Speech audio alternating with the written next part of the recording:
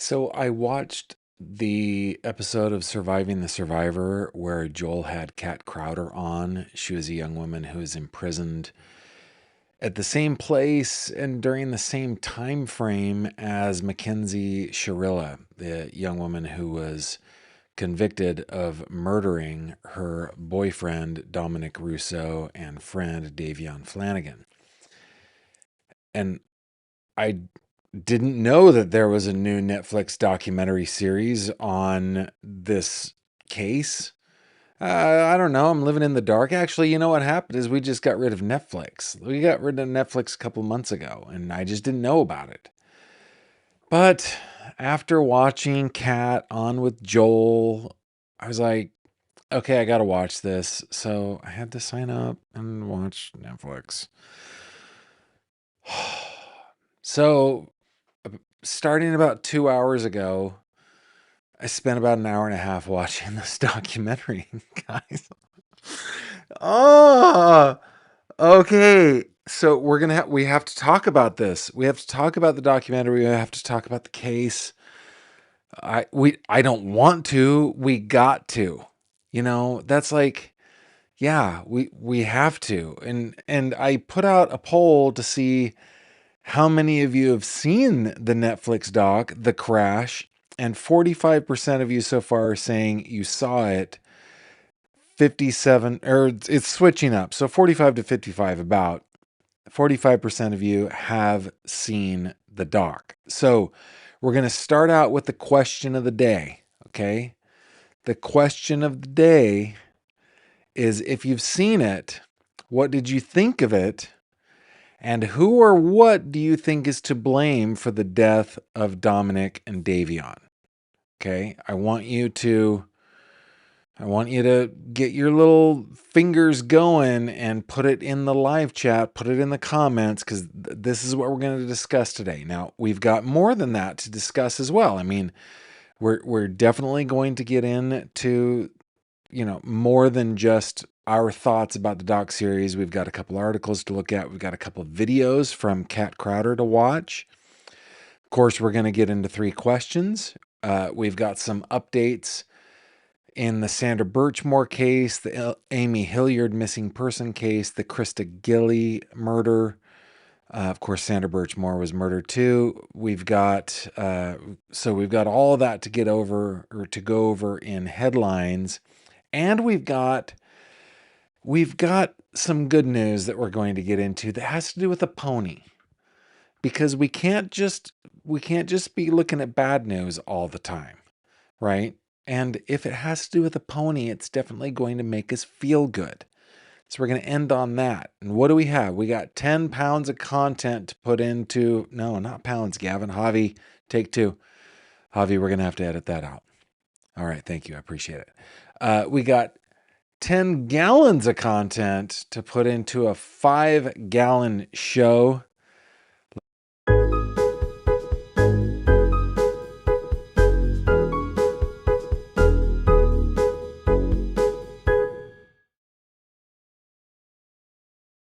This video contains mature themes and discussions intended only for adult audiences. Viewer discretion is advised. I'm not saying it was a bad doc. It was a good doc. They did a good job. And I appreciated that they did it as a documentary film. 90 minutes, not a documentary series. It appears that the series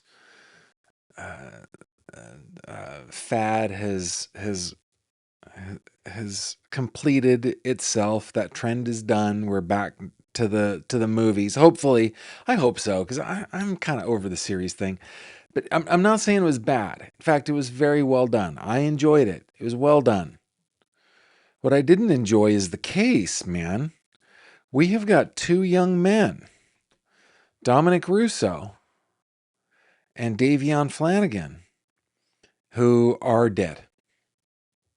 Their story, at least in this mortal coil, is over. But it seems to be overshadowed. Actually, I'm not blaming the documentary filmmakers. They did a pretty darn good job. but it seems that their lives are overshadowed by the life of Mackenzie Shirilla. And I think it's only because she was a cute girl. I honestly do. Is that she was an attractive young lady, and everybody, and of course she was like 17, 18-year-old. Don't come after me, guys. I say young lady for like 8-year-olds. Okay. I just, it's a term. I don't know. I want them to feel good about themselves and grown up. But okay.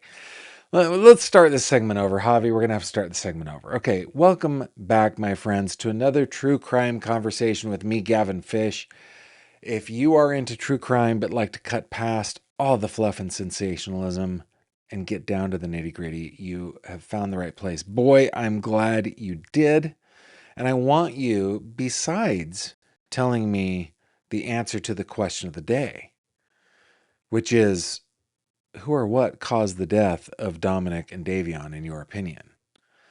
Tell me where you're tuning in from. That is something that I really, really enjoy.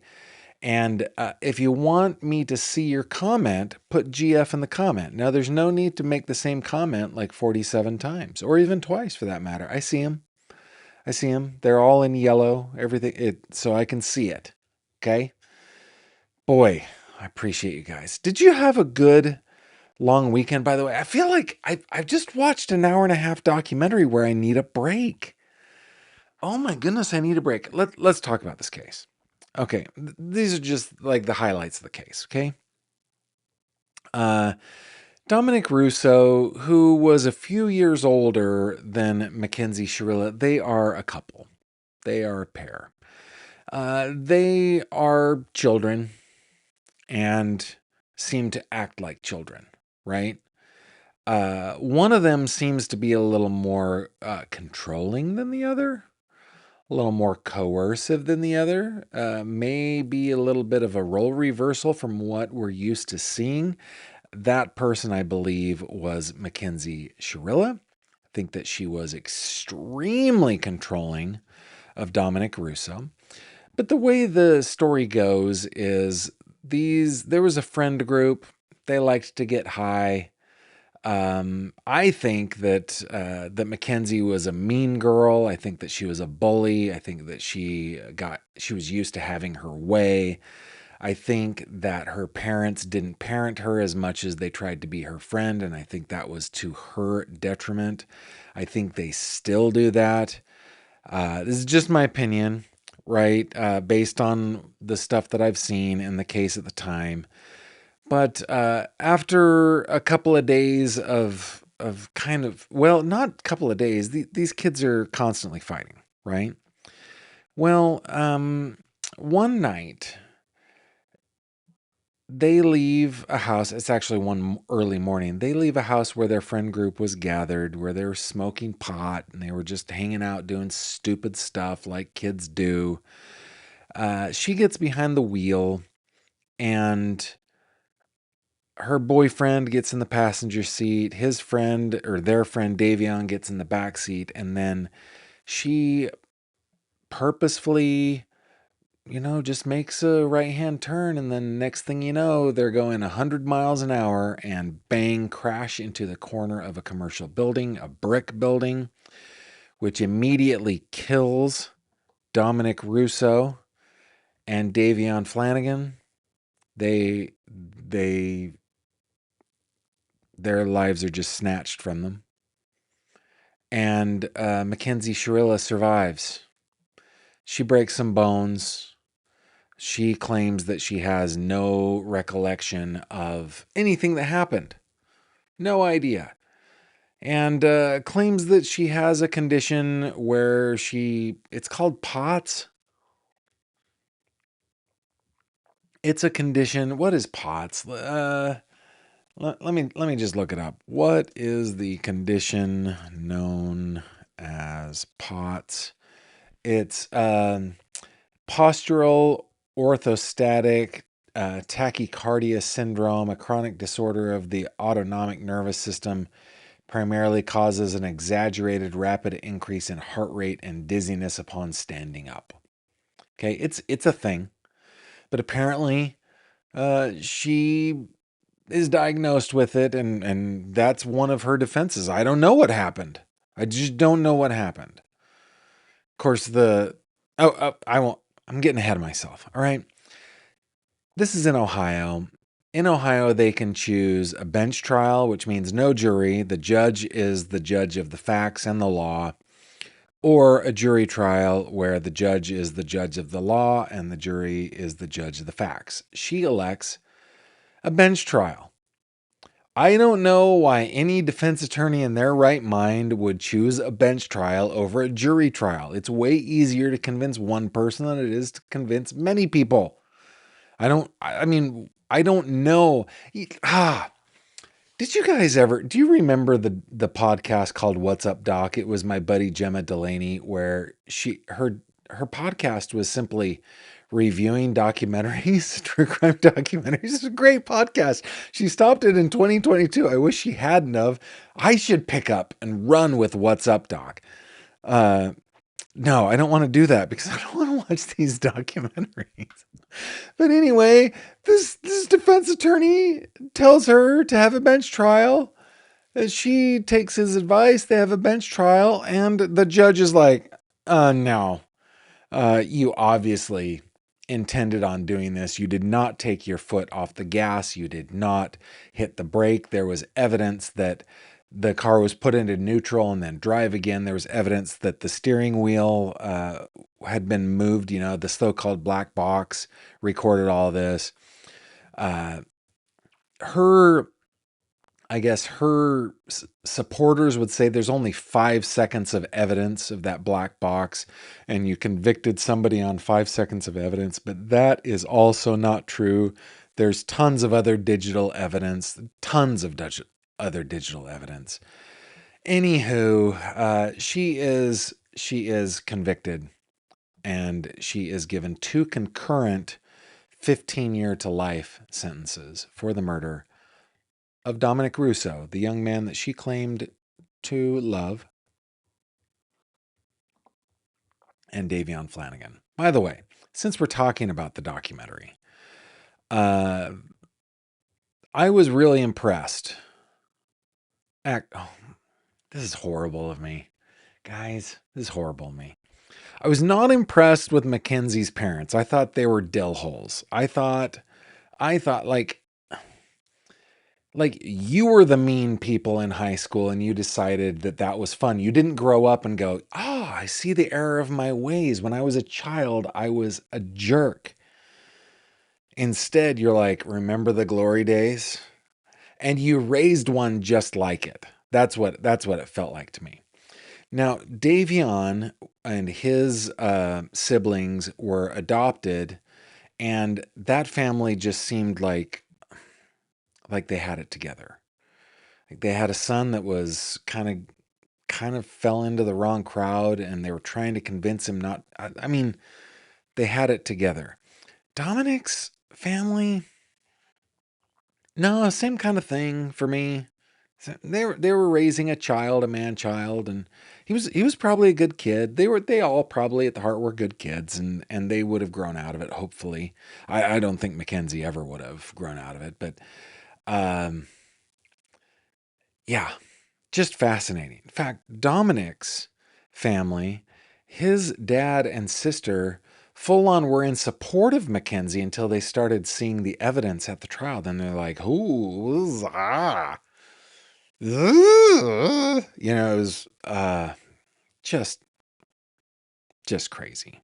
Okay, I can go on and on, but let's see what you guys are saying over here. Real quick, we'll keep our victims up. Robin says, "My daughter watched the Netflix show about this. She said it was really good, but not good, obviously." Exactly. I'll keep on scrolling down. Austin, Texas is in the house. Mischievous Dragon, it's very good to see you. Thank you very much. Idaho is here. Thank you. North Carolina is here. Let's see. Hickory, North Carolina is here. Diana saying she's not signed up for Netflix. Yeah, I did the temporary thing so that I could see it. Cold Aquarius says they left too much out of the new doc. Mackenzie is guilty. Guilty, I say. I think so. I think she murdered those boys for sure. Um, let's see. Kevin is 100% responsible and her parents are cray cray. I think you meant Kenzie, right? Kenzie is, yes. Yeah, yeah, Wendy, not Kevin. Mackenzie. Kenzie is responsible. Thank you very much. Uh, I don't know who this Kevin character is, but I don't like him one bit. Scotch's mom says, I've seen the crash and Mackenzie is totally to blame for the crash. Hope 8 Fear says, that's a deep question, Gavin. On the surface, her fault, but the roots run deep in this case. Well said. Well said. Magical Mary. Ooh, we've got a magician in the house, everybody. She's a witch. Awesome.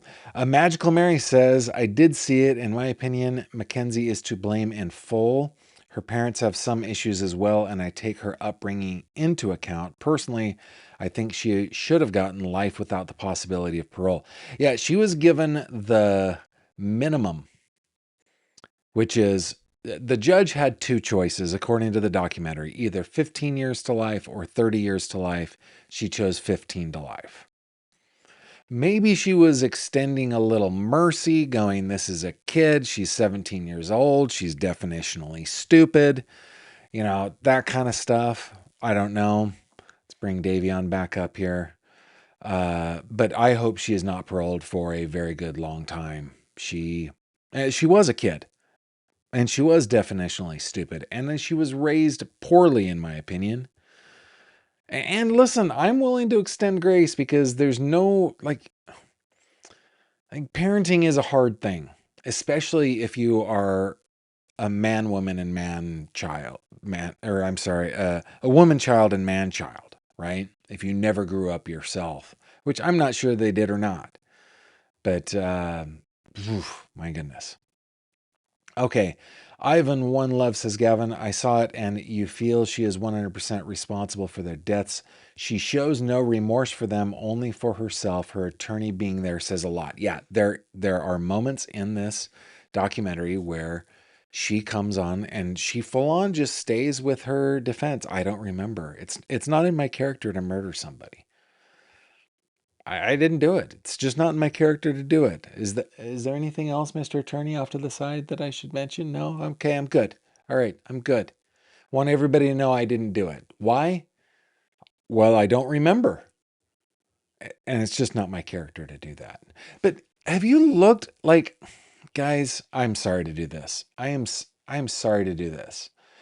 But this is her Instagram account, okay?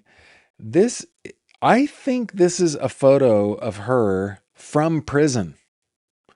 It was posted February 3rd, right? That is what she looks like in prison.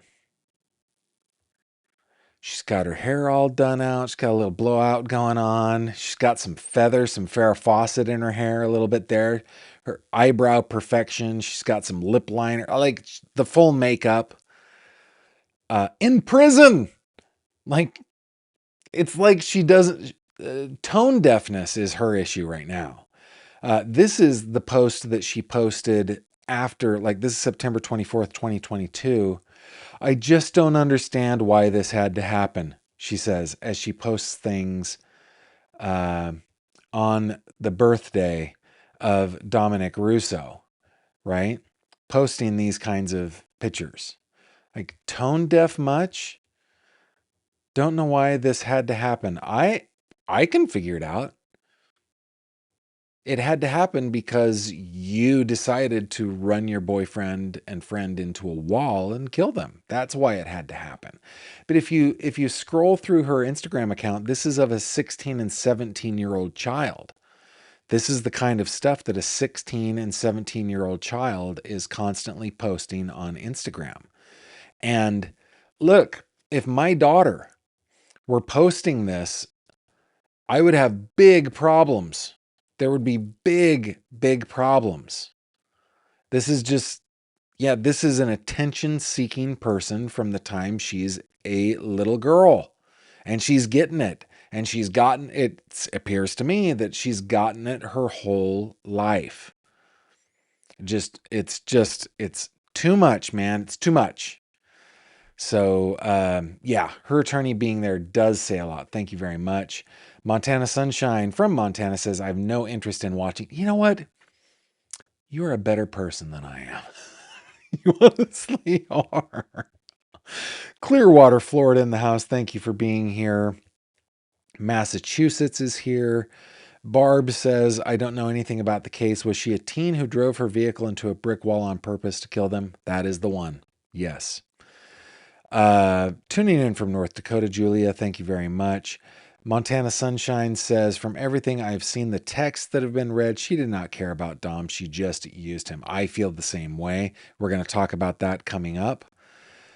Let's see. Patricia says, I think she's just very manipulative with her parents, just as she is in other parts of her life. She's a despicable brat. She feels that way to me as well, but I think that her parents have enabled her. I really do. Magical Mary says she wasn't diagnosed with POTS, no proof of it. Yeah, that was one of the interesting things in the trial, according to the documentary. The only person who ever said she had POTS was her mom. She said she was diagnosed in 2017, but on cross, they're like, and you let her get a driver's license? I thought it was under control. You didn't have any concern about this? I thought it was under control. No medical doctor, no clinician, no physician, testified. Let's see. Yeah, Orange Chicken. However, she said getting her license, no medical issues. Parents signed off on it. Yep. Laura says, the key to POTS diagnosis is you get dizzy when you stand up. I too have been diagnosed with POTS, but I do not recall once standing up while driving. What a terrific comment. You've never done that?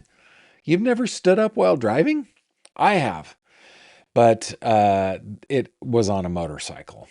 And it's many times that but I think that's standing up while operating, not standing up while driving. They are, Elizabeth, they are dill holes, all of them, not the victims, of course. Mama Mia says, can you imagine the fear in those boys in those last seconds? So sad. I know. And I bet those last seconds lasted forever. Right? The fear. Yes, and this comment, the Lethargia Freya says, Dom dealt drugs, so he was going down a wrong path besides having a crazed girlfriend.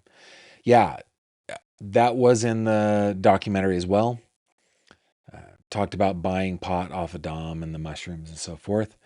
Ganja Girl. Hey, from Dirty Jersey, glad you are here. Jacksonville, Florida is in the house. Thank you.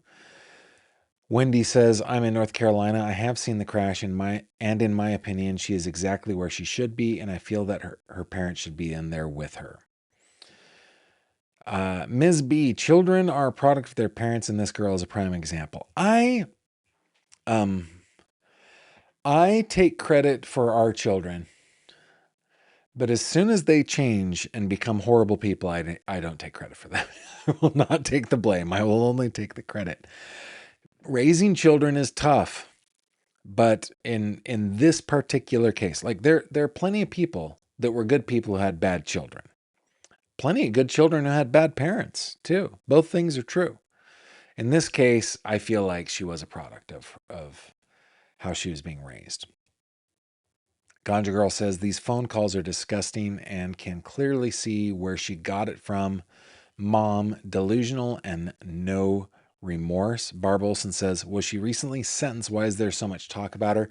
Barb, it's because of the documentary that came out earlier this year. I think it was just in March, just a couple months ago. Her first appeal was denied.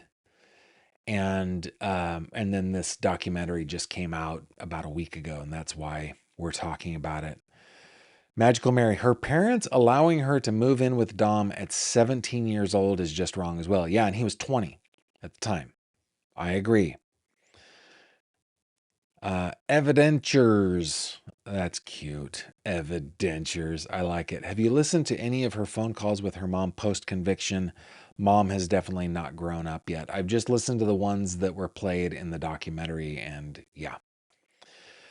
Diane Ferris, Davion was one of 3 adopted siblings. Yes, and and it says that in the documentary they were adopted out of the foster care system into the Flanagan household, and Davion had dreams of being a barber.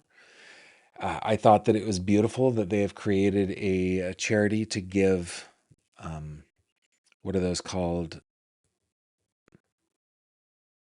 What? Why am I blanking on that?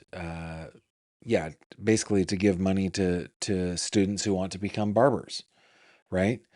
Wow. Scholarship. Man, that took me a minute. But yeah, they've established scholarships to in Davion's name. His dad, who participated in the documentary, his mom did not. His dad said that Davion may not be here, uh, but he may not be participating. I can't remember exactly how he said it, but it was like he may not be participating in this life, but his memory definitely is. And it's pretty good. Yeah, apparently she glams at prison every single day. That's what I'm understanding. Gavin, she makes herself look better in prison than out here in the real world sometimes. Something's wrong with that picture. Yep, she would still be making money on the views. She might. Yeah, because after his death, she was talking to sponsorships and brands and stuff like that. It's crazy. Crazy. Dom's sister has started a petition so she can't get financial gain from social media. Yep. Her dad was put on administrative leave at the diocese school that he works at. I understand that as well. Wondering why judge gave concurrent sentences instead of consecutive with her comments. I think the judge was being merciful. I really do. And I don't know why they do. Christine, welcome from rainy Georgia. Maybe she is a bit language challenged and meant to say, I have pot. Ta-don't, Frida, that's good. Yes, Carly, I understand that as well. Bobby McRae says, Gavin, I believe she had shrooms in her system also. She did not, according to the prosecutor. She had shrooms on her, in the car, in her backpack, but she did not. They sent her blood off to be tested out of state, and there was no psilocybin, buh, no psilocybin in her blood. So no, she wasn't. But continuing your comment, there's also text between her and her father asking him to bring her warm milk a number of times because it helps coming down off them. Okay. Yeah. My understanding is she just had THC the way Hope Ate Fear said. So, I mean, oh, I mean, I would be here giggling, laughing about the whole thing, except that 2 young men are dead, right? There's nothing funny about that. Nothing funny at all about that. But she's such a dillhole, and her parents are too. There's just nothing to do but laugh at them. I can't believe the way that they behave. I just cannot believe it. Okay, let's go. Let me look at my my thing. I want to take you over to come with me over here to this article from the New York Post. We are going to get to the videos, by the way. So our plan here, we're gonna read a couple articles. This one from the New York Post, another one from TMZ. Then we're going to get to a couple of articles from not a couple articles, a couple of videos from Cat Crowder. Cat Crowder has a YouTube channel that is just starting out. Looks like she has maybe less than 10,000 subscribers. It's called Bougie Behind Bars. I have linked to it in the description down below. We're going to watch a couple of her short videos. She was in prison at the same time as Mackenzie Shirilla. And the reason I went down this rabbit hole in the first place was she was on with Joel on Surviving the Survivor.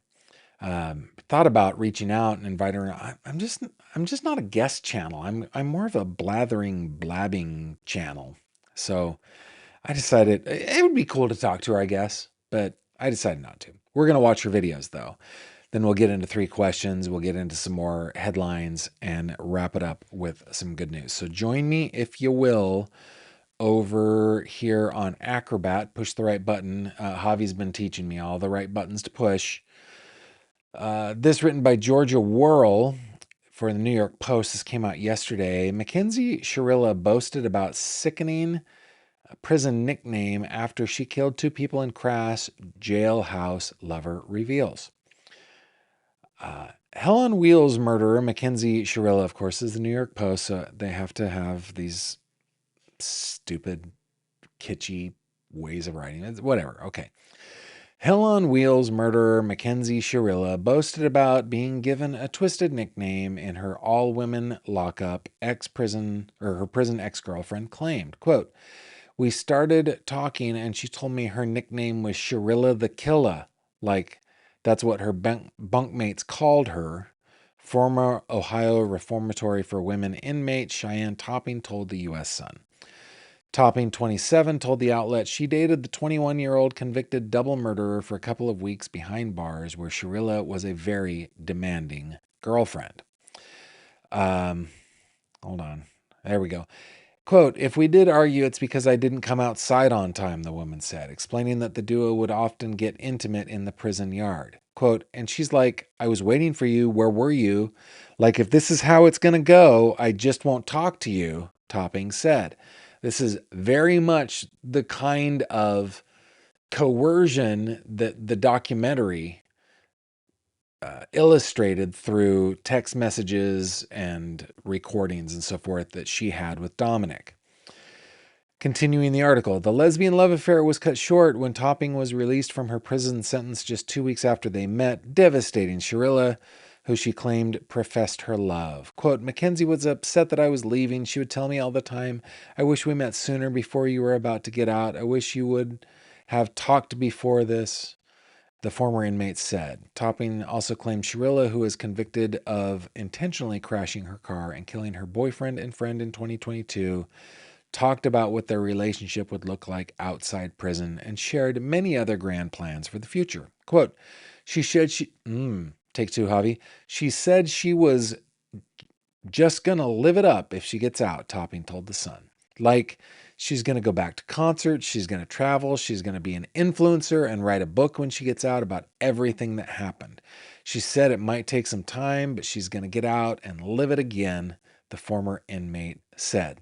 In the meantime, Shirilla appeared pretty and bubbly behind bars and sported a popular girl aura, according to Topping, and a second former inmate, Mary Catherine Crowder. That is Kat. "When I was in there with her, you'd look at her and she had her makeup done every day. She was very well put together, almost like preppy," Crowder, who served about 6 months alongside Shirilla, previously told the Post. Quote, "Everyone knew why she was there and she walked around like she was this famous person within prison," Crowder said. "She always had makeup done, hair done. Her clothes were altered to fit her body tighter or be different." Quote, "She definitely carried herself like she was the Regina George of prison. She was very much like an it girl," she recalled, referencing the Mean Girls clique leader. So, yeah, always bubbly, smiley, happy, line dancing every Friday. Never seen her sad, honestly, Topping said. So she apparently is living it up in prison, just as happy as can be. Now, that was reported yesterday. Today, reported out of TMZ. This is a short article written by TMZ staff. Mackenzie Shirilla had, quote, "so much hate," close quote, in texts sent before fatal crash. Mackenzie Shirilla and Dominic Russo's relationship was unraveling in the days before the deadly crash, according to text messages obtained by TMZ. The heated messages exchanged by the couple roughly a week before the accident, it's not an accident, but the crash, let's say, which ultimately claimed Dom's life, show the couple locked in an emotional argument surrounding Dom needing some space from Mackenzie. In one exchange, Mackenzie tells Dom that she has, quote, so much hate, close quote, and claims it stems from everything he put her through without getting specific. Dom responds by begging her to stop and explains his grandparents are in town for only a couple of days and just wants to be able to enjoy his time with them. But Mackenzie claps back and says, maybe you shouldn't have been an effing D.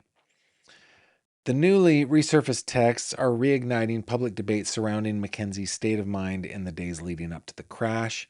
As previously reported, Mackenzie was arrested and ultimately convicted in connection with the 2022 high-speed crash that killed Dominic Russo and their friend Davion Flanagan after prosecutors argued the collision was intentional. This is reminding me about a scene in the doc where she was arrested. And basically, I think her mom must have been driving and she was in the passenger seat, something like that. And they were pulled over. And then a bunch of cop cars get there. They basically overwhelm her with the presence of law enforcement, take her into custody and say you're under arrest for the murder of Dominic and Davion.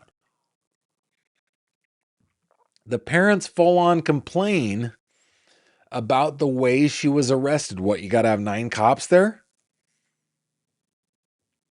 That's the dumbest complaint ever. Like, yes, guys, when cops are going to arrest a murderer, they will use overwhelming presence.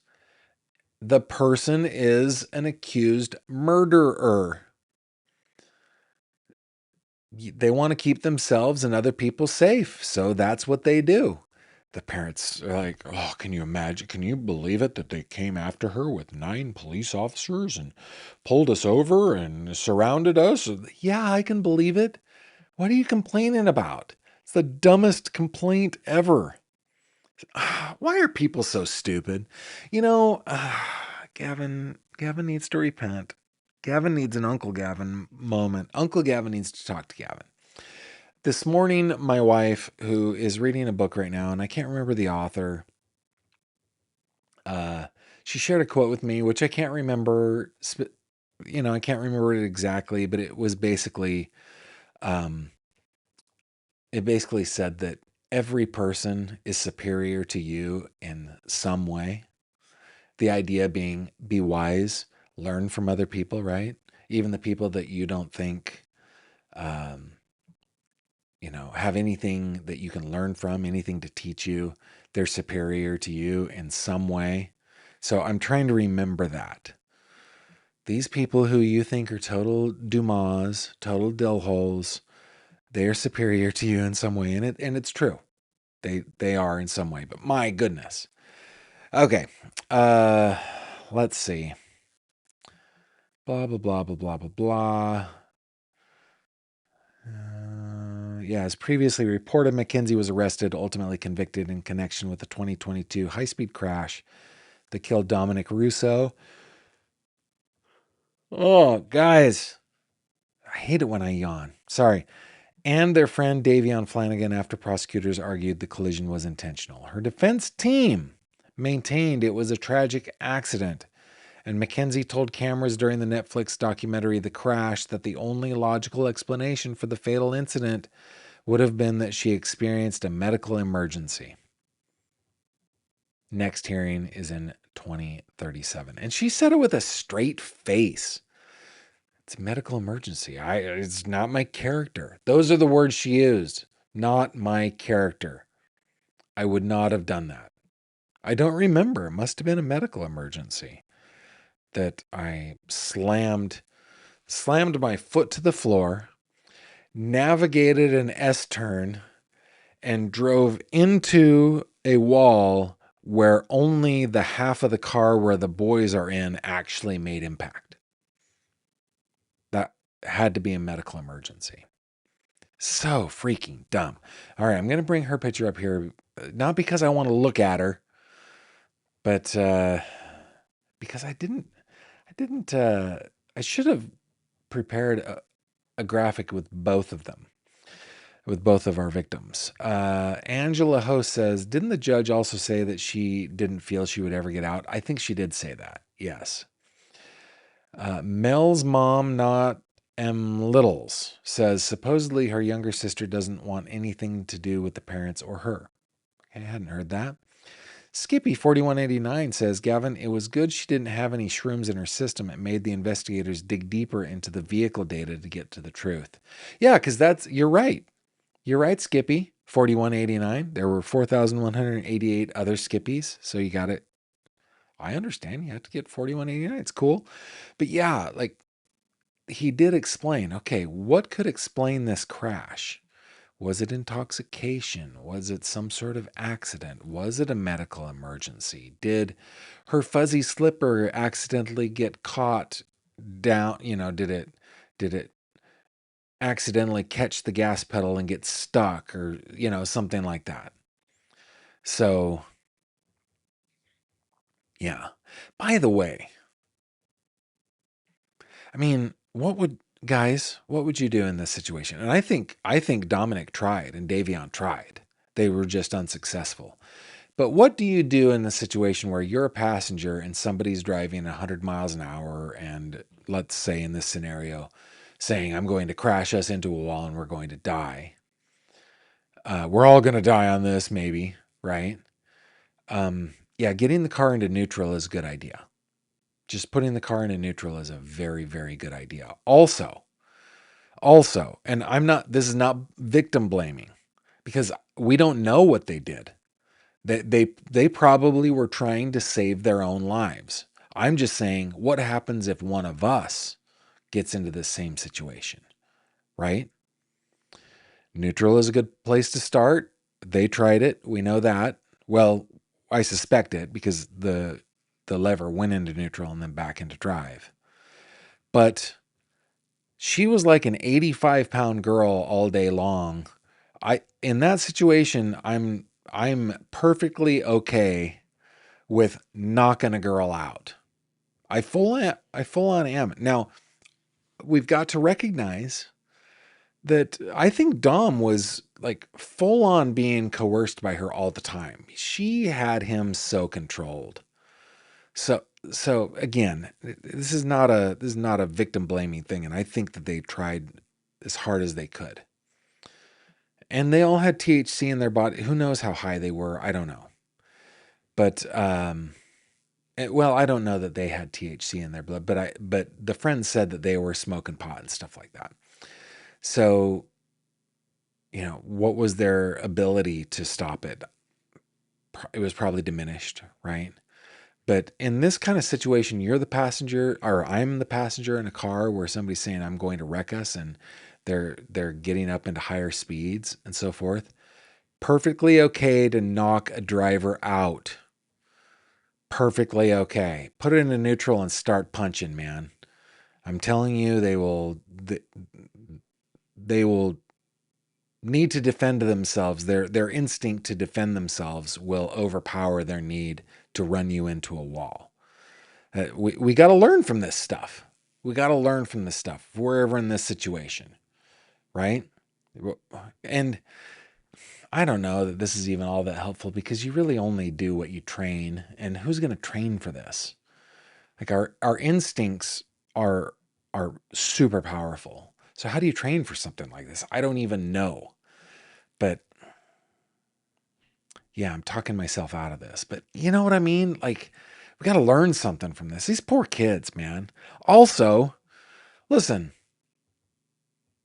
No, I'm holding myself back. Uncle Gavin is restraining Gavin right now. Totally cool. Let's see what else. Malevolent Queen. Oh, Malevolent Queen 03. There are two others? All right. Gavin, didn't they lose the first blood samples and test blood draw 1 to 2 days later? I don't remember that detail. I'm not sure.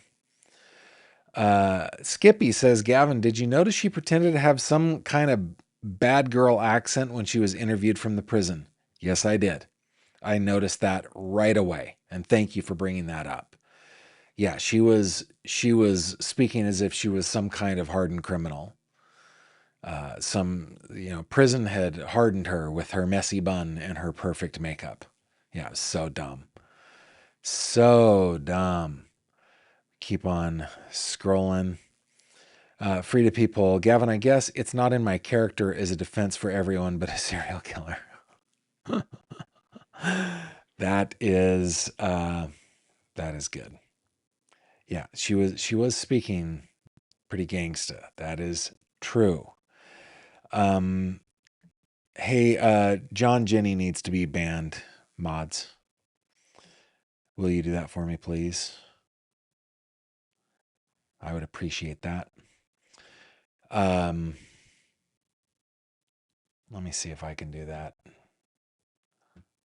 I'm going to end this poll. We're done with that. And yeah, thank you. Thank you for deleting that, Robin. Go ahead and ban.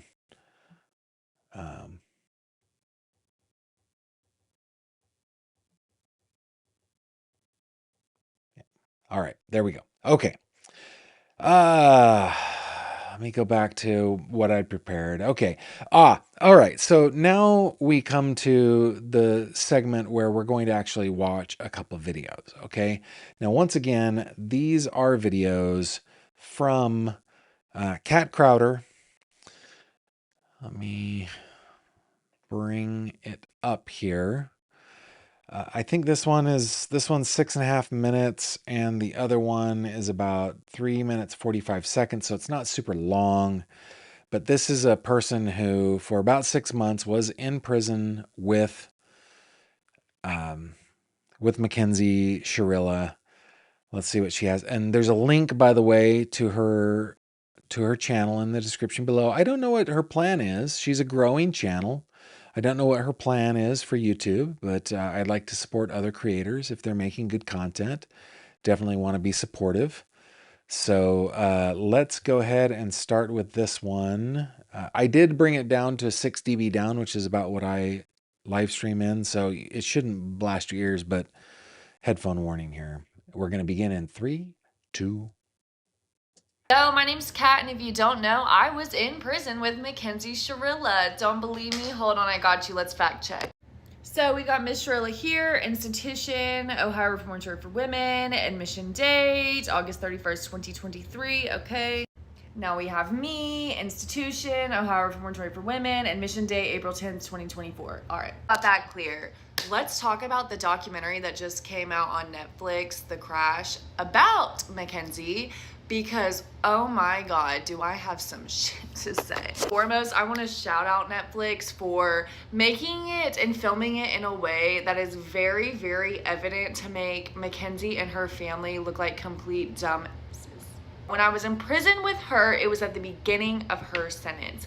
And the Mackenzie that came on to the Netflix was not the same Mackenzie that I witnessed in prison.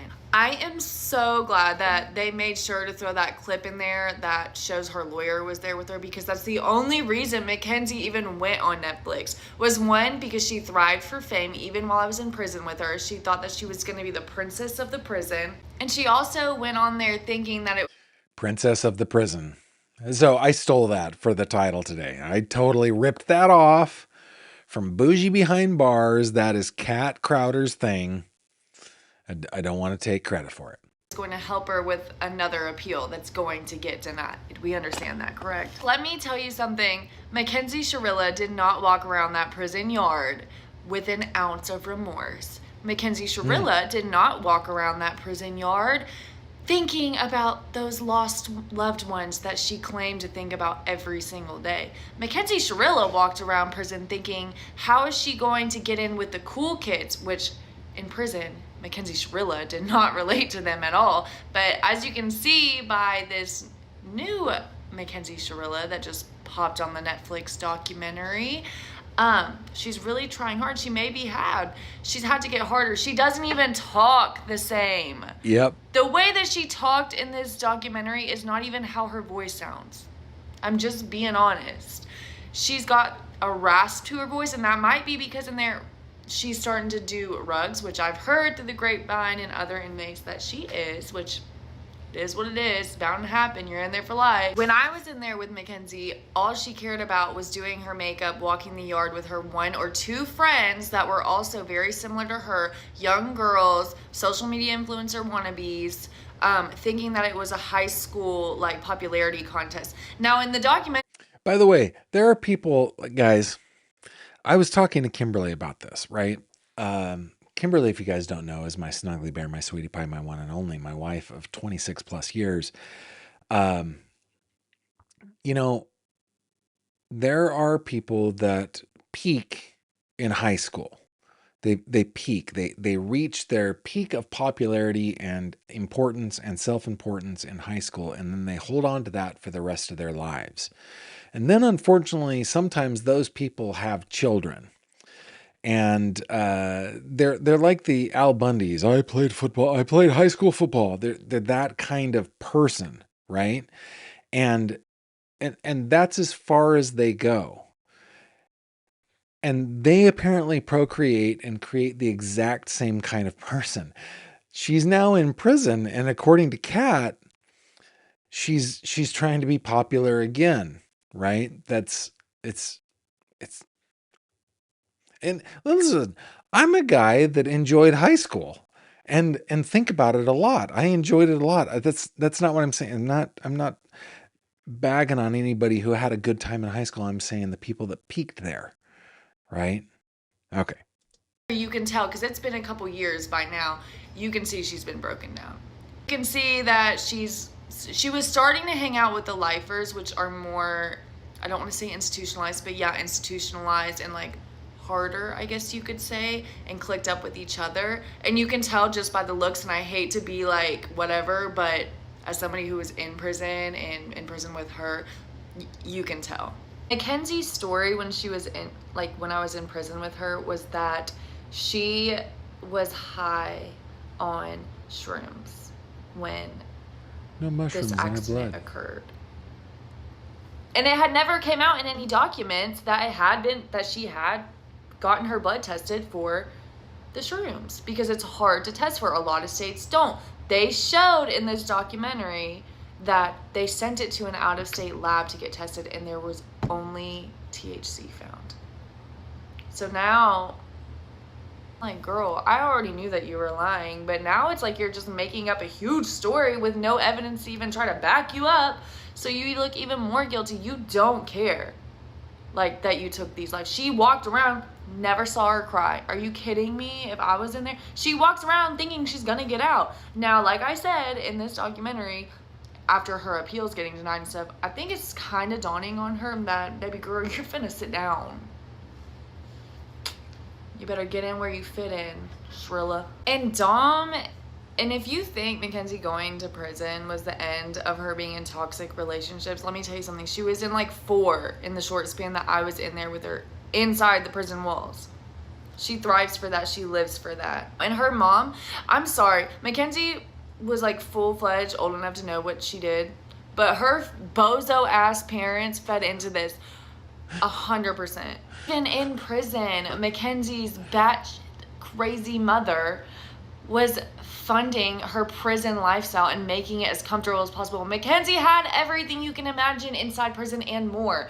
All the makeup, all the like limited item stuff that like you have to buy, Cash App this, Cash App that. Mackenzie had it. Her mom enables her. Her family enables her like no other. They see no wrong. They're delusional. And Mackenzie has to get it from them.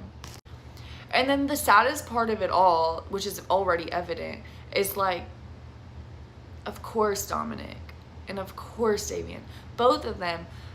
And if you notice, and I can say this as a mom myself, the mothers of either one of them like refuse to be on any of these. But Mackenzie's mother never turns an eye to a chance to be on social media, on a podcast, on a documentary when it comes to Shirilla, because she could care less about those victims.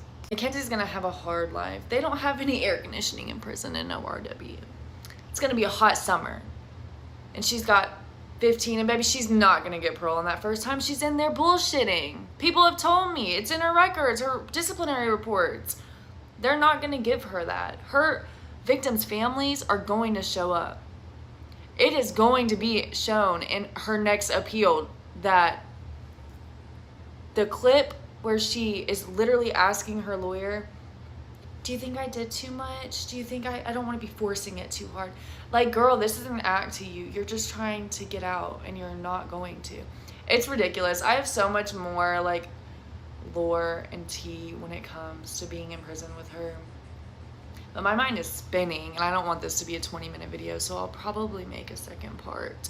But that's my take on the Crash Netflix documentary from somebody who was in prison with Shirilla the kid. Okay, yeah, it's a good take. It's a good take. Now, we do have a follow-up, and actually this shows how she was made up in the documentary. She's got her little messy bun up on top. She's got her hair perfectly done, her makeup perfectly done, the whole thing. All right, here's part 2. This is almost 4 minutes long. Here we go. Okay, some more on calling Mackenzie Shirilla out since I was in there with her. Never one time did I ever see Mackenzie Shirilla go for a blood pressure check, take any type of medication, or go to sick call, ever experience dizziness. In fact, Mackenzie Shirilla would go out in 100-degree heat waves with baby oil on her and sit on the prison yard and tan. So let's just get that understood. The girl does not have any medical issues. Okay. A lot of people in my live asked me, what do I mean by her voice seems different? She talked like your average, like, valley girl when I was in there with her. Now in this documentary, she's speaking like forced hood or slang because that is cool in prison. That is like, the more hood, the more gang, the more whatever you are, the more clout you have in prison. And Mackenzie wants clout in whatever way possible. Yeah.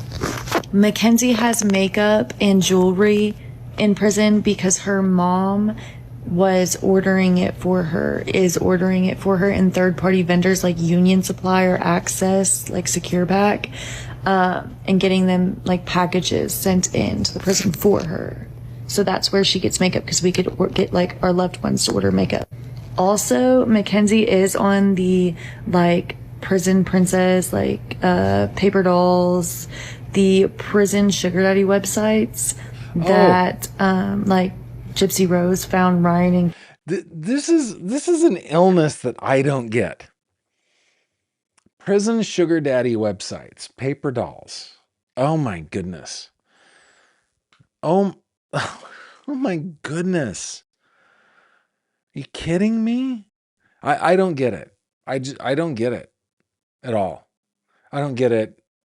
I just don't. I just don't get it. Why would you do that? Why? But okay. And on Mackenzie is on those websites also, so there's sugar daddy supplying her needs. People asked me if Mackenzie ever showed remorse in prison. Mackenzie never cried the entire time I saw her in prison, not one tear.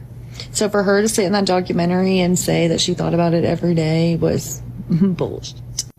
Also, props to that judge for stepping on Mackenzie's mama's neck during that victim impact statement, because what do you mean?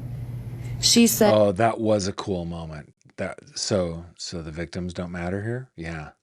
Davion was a new friend. Oh, okay. So, yeah, no. And to answer another question, yes, Mackenzie has had multiple girlfriends in prison. She was walking around with on her neck, like hickeys on her neck.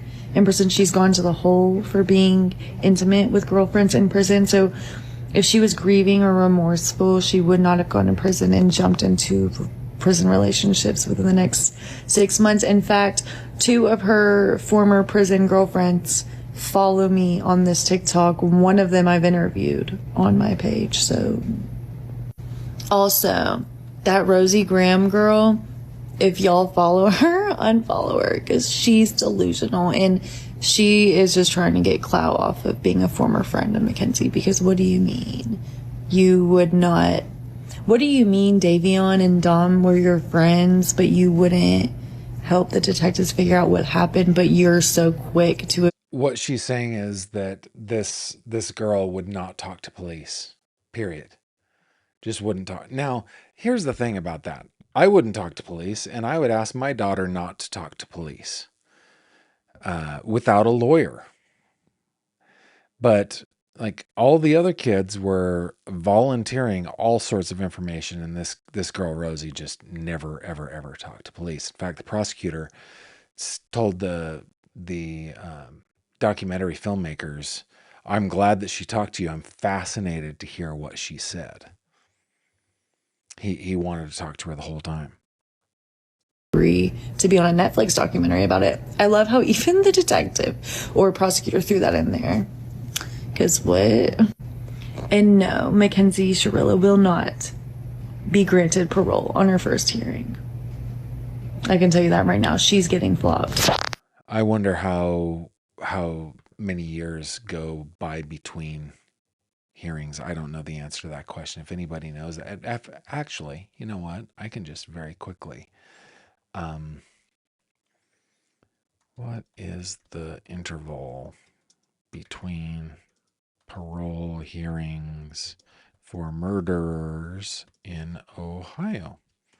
Let's see. Intervals of 10 years for standard cases or 5 years for specific offenders, such as juveniles tried as adults. So if she's up for her first parole hearing in 2037, it'll be 2042 before she gets her second, probably. She was a juvenile. When the crime occurred, she was a juvenile. When she was tried, she was 18. But when the crime occurred, she was a juvenile. All right, let's see what you guys are saying over here. Elizabeth McMasters says, Gavin, it's like the women who fangirled after Richard Ramirez back in the day. They had a section in the courtroom. It's sick. Yeah, I don't get it. I don't get it. But same thing, Ted Bundy, right? Just crazy. Sandra saying, Gavin, Natalie was pimping her daughter out on Facebook messaging rich old creeps to message her daughter in prison, and they send her money that came out on the phone calls between Natalie and Mackenzie. Sick. Nuts. Whoo. Meemaw Dragon says, my cousin is in prison in Ohio, gets parole hearing every 2 years. According to the Ohio.gov, for murderers, it's 10 years or 5 years for specific offenders. Maximum continuances are 10 years. Juvenile homicide offenders, it's 5 years maximum. Parole eligibility, inmates convicted of murder must serve their mandatory minimum terms before their initial hearing, and her minimum is 15 concurrent. So it's just 15. Very interesting stuff, guys. And you never know, because I was convinced. I remember making a murderer. I was convinced, oh, this guy is innocent, right?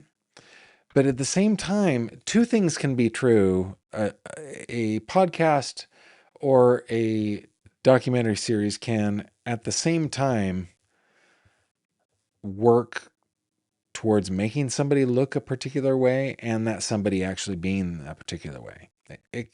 That could happen. In this case, they appeared to work hard to show that she was guilty of what she was convicted of, which was the murder of Dominic Russo and Davion Flanagan.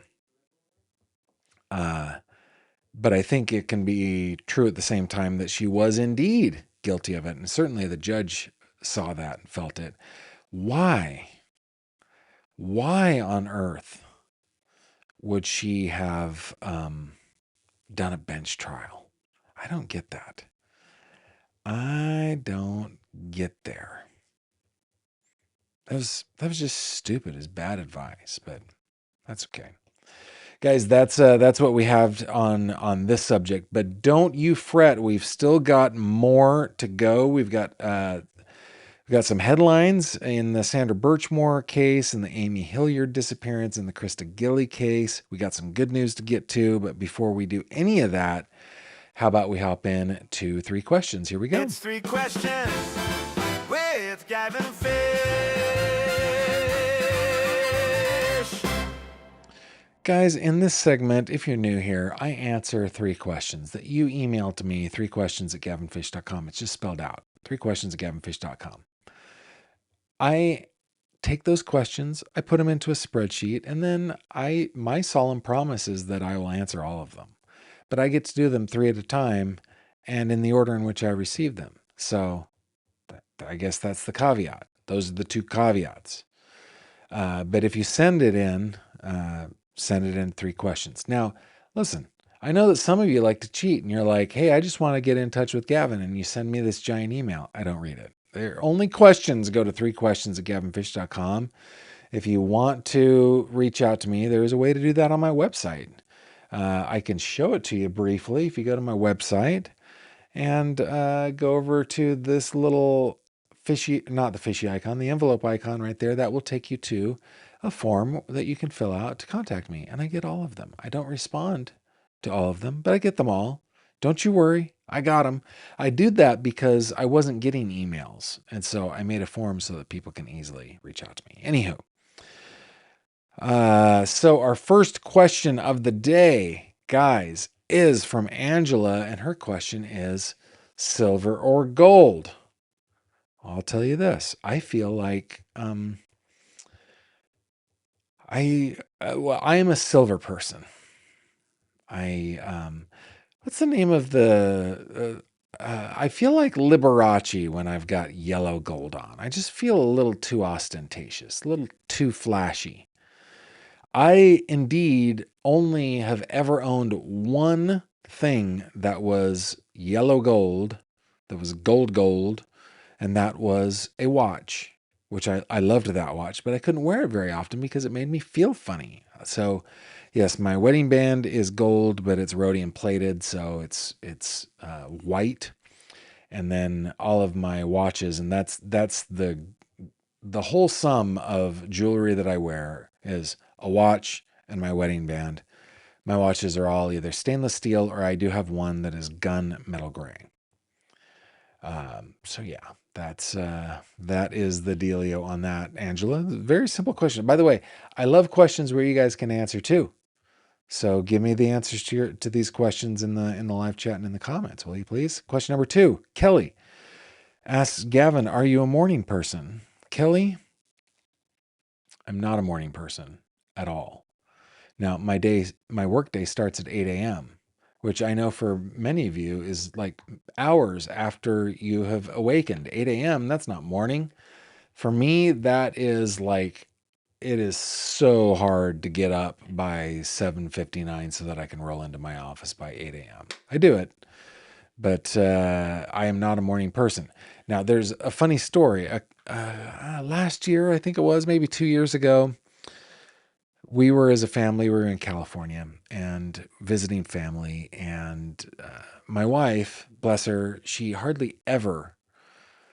just not a sentimental person. She's sentimental about certain things, but she's not sentimental about her childhood. So when she does get a little nostalgic for the old childhood, I know that she's really feeling it. And she wanted so badly to take a day trip to Yosemite, to take the kids to Yosemite, hike one of the trails that she enjoyed hiking as a kid. And so we went there. Of course, we had to get up at the crack of dawn. It was hours before dawn to drive from Sacramento down toward Yosemite. And we're headed, you go south and then you turn left and now you're going west. And we were driving along. I saw this beautiful sight. I'd never seen it before in my life. Let me describe it for you. We were driving and there were mountains and hills in front of us, and slowly the sky, which had been dark blue, borderline black with stars in it, began to illuminate in different colors. And it started in reds and moved through like from magentas to vibrant reds to orange to, and then this fiery orb appeared from behind the mountain. I was like, whoa, that is maybe the most beautiful thing I've ever seen. I've never seen anything like that before in my life. I can see why people like to get up early. But now I've seen it, so I don't need to see it ever again. I've seen lots of sunsets. Lots of sunsets. Just basically the same thing in reverse. No, I am not a morning person at all. And question number 3, what is the first major news story you can recall from your childhood? I was thinking about this. I think the major news story that I remember, so I will remember current events from before this, but the first major news story, like the life-altering, life-shattering kind of news story, was the Challenger explosion. And that happened when I was in 6th grade. And as a person at that point where I wanted to be an Air Force pilot and then join NASA and be an astronaut, they had opened up the library at school beforehand for any of us who wanted to come in and see the launch. So I had made it early to school to watch the launch. I watched it there and watched the explosion. And that became a major thing for us. I mean, but I remember I remember Reagan's assassination attempt. I remember some news about Ed Koch. I can't remember. He was the mayor of New York City. I don't remember exactly what that was.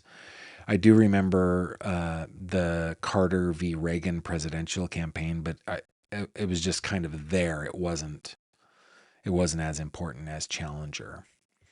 So the Challenger 7 are those 7 folks are probably the ones that I remember from my childhood as being the first major news story that I covered. So, what are your answers to these questions?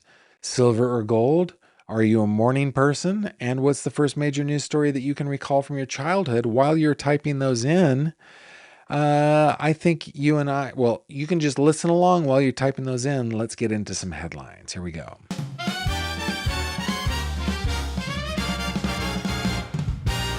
True crime headlines. Okie dokie, guys. First headline comes to us from Boston 25 News. Sandra Birchmore murder case. Ex-Stoughton officer Matthew Farwell due in federal court. Dateline Boston. This is written by Frank O'Laughlin.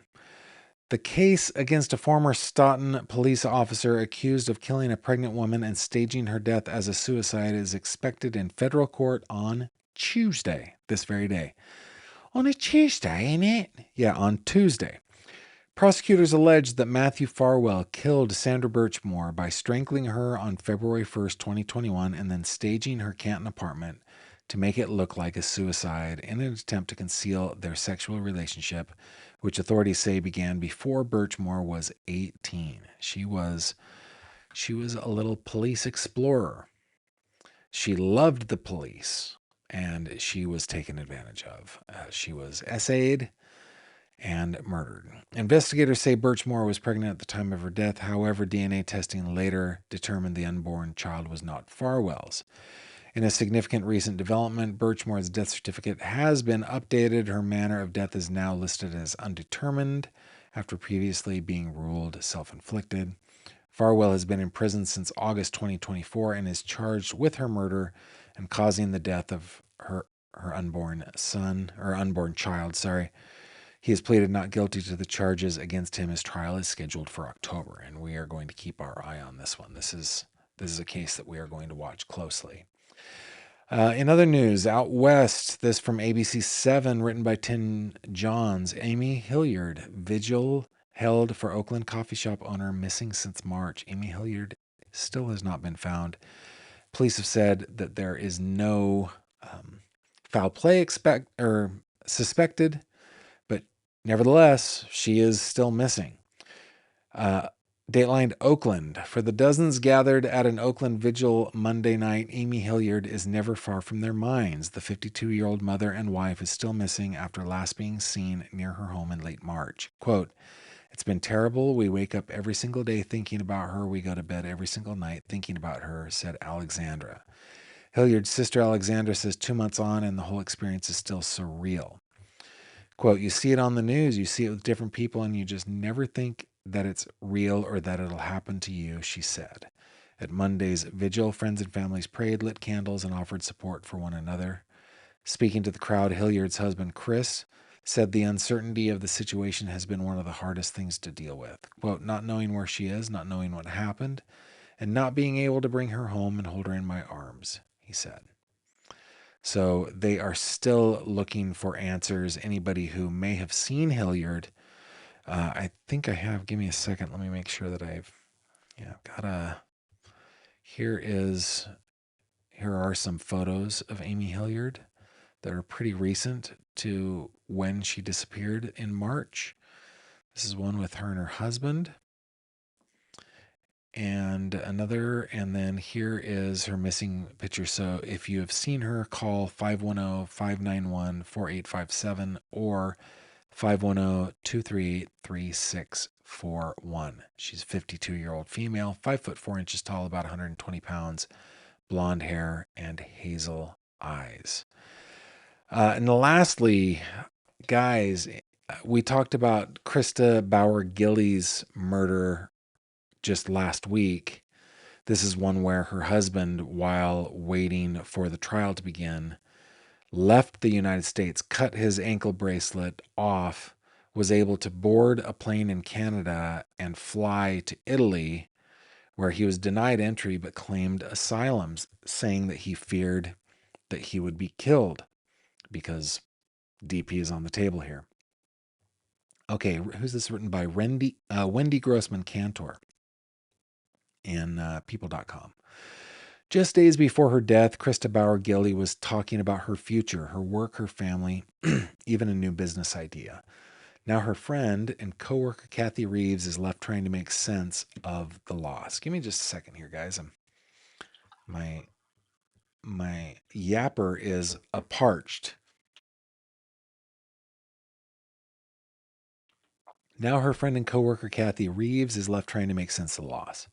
Quote, "She was amazing, amazing," Reeves 40 tells People. "Her light shined so bright." When Reeves applied for a position at Memorial Hermann Health System, a Houston hospital system, in 2016, Gilly was on the panel that interviewed her. Quote, "When I started, she absolutely didn't hesitate to make me feel included and welcomed," Reeves says, adding that Gilly loved her patients. In addition to treating patients full-time, Gilly took on many additional projects to help educate staff and improve patient care. Quote, "I affectionately started calling her a secret weapon because she had a lot of covert missions behind the scenes, and they were always done to promote better patient outcomes to help educate our staff," Reeves says. She loved teaching. Gilly even worked as an adjunct professor at UTMB Galveston and also worked as an adjunct in the University of Pittsburgh's physical therapy program. So, yeah, it's more of this was an amazing woman. And yeah, she was. She was definitely an amazing woman. Let me see if I can find. I have her here somewhere. There she is. Here's a picture of Krista Gilly. Her husband, Lee Gilly, is still not back in the States yet.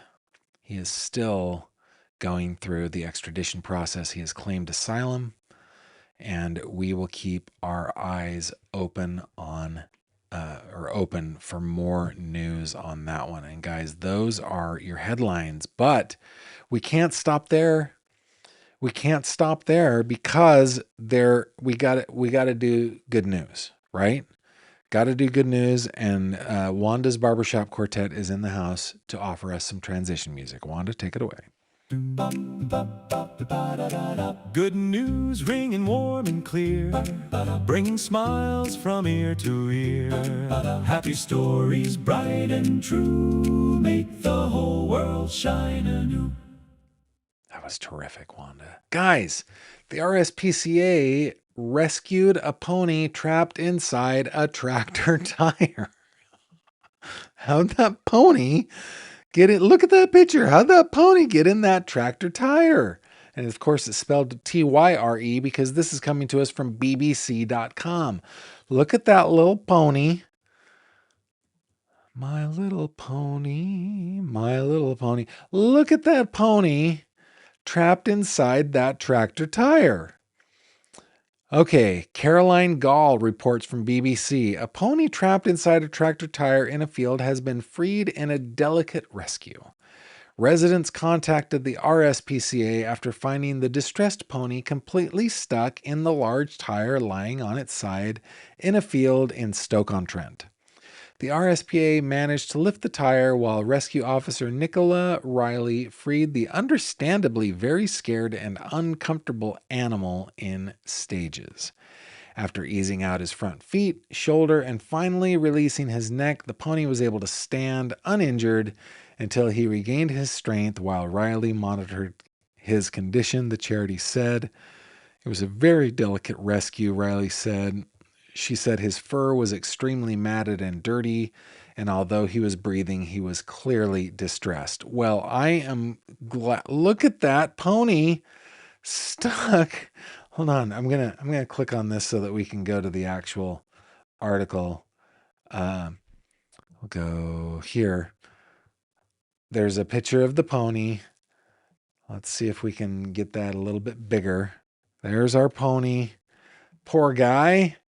Poor guy stuck in that tractor tire. I wonder if his body or his pride is more hurt. It doesn't matter because he has been rescued, and that makes me feel good. That is our good news. Wanda, while your barbershop quartet is here, do you have anything else you have another number? Yeah, okay, take it away. Glad tidings fill the air today. Yeah. Worries seem to drift away. Hearts grow light with every word. Joyful news is sweetly heard.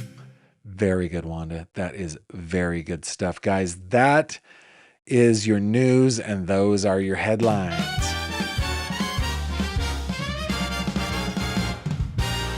True crime headlines. All right, let's wrap it up with a couple of things, a couple comments before we go. Elizabeth McMaster says, I agree regarding the bench trial. Her attorney screwed the pooch on that one. A phrase that conjures quite the visual, but thank you. Gavin, feeling cute, gonna have a bench trial. That's funny. At least the bench trial didn't work. Thank you, Gavin. Thanks, Phil. The 3 questions is a great idea, says Marie. Well, thank you. I like the 3 questions. Go ahead and send them into 3questions@gavinfish.com. Scotch's mom says, Johnson announcing he would seek re-election for president in 1968. It came on the morning news and took my parents and the country by surprise. All right. Lyndon B. Johnson, that's your first one. That's a good one. Ohio Palm Mom says, silver for me. I am a morning person starting at 4 a.m. That's the way my snuggly bear is.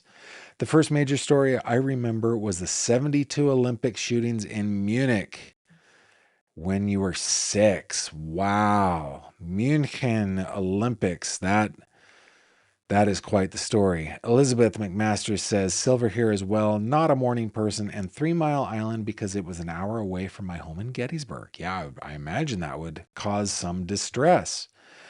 Robin says, I remember when Elvis died and a few years later, the Iran hostage crisis in 79. You know what? I vaguely remember the Iran hostage crisis as well. Yeah. In fact, that was kind of one of the things about the Carter-Reagan election period, right? Let's see. Magical Mary says, silver, morning, JFK assassination. That's one that'll stick with you for sure. Penguin says, I understand that the inmates never ask about what other crimes were. I doubt very much that they called her Shirilla the killer. Yes, indeed. And Magical Mary says she loves the good news. And I do too. It's like you just gotta cleanse the palate. Cleanse the palate to just end the day. Though some of you might be moving on to another show, another true crime show. Maybe you're going to tune in to Surviving the Survivor or Courtroom Confidential or something like that. And if that is your deal, at least you got a little respite, got a little good news.